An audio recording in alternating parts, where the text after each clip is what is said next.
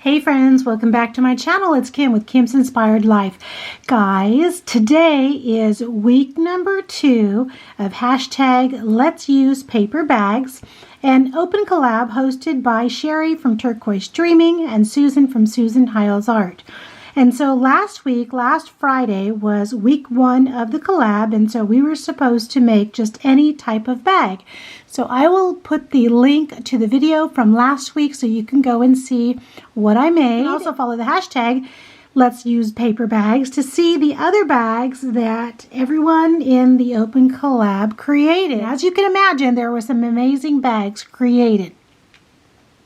Lots of inspiration.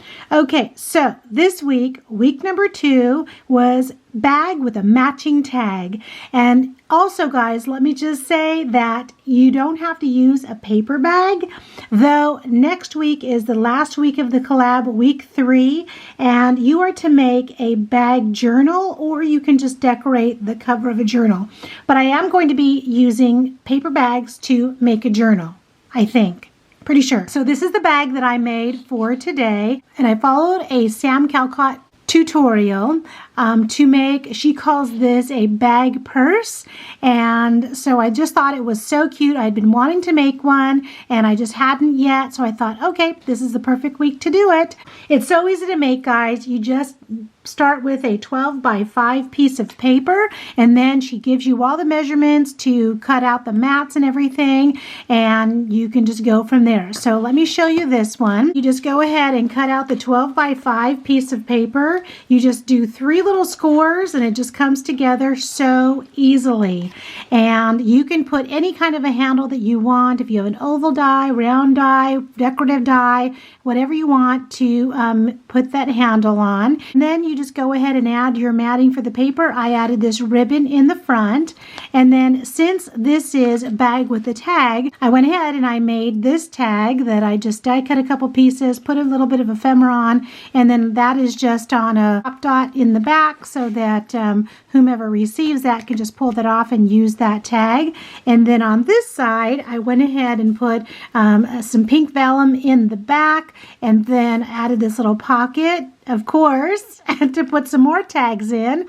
And I found these fun tags in my stash. I believe Terry had sent these to me, right? And I just laminated that tag. And then I had a whole bunch of these red tags that I got at Hobby Lobby last year, I think. So I just added some ephemera on there.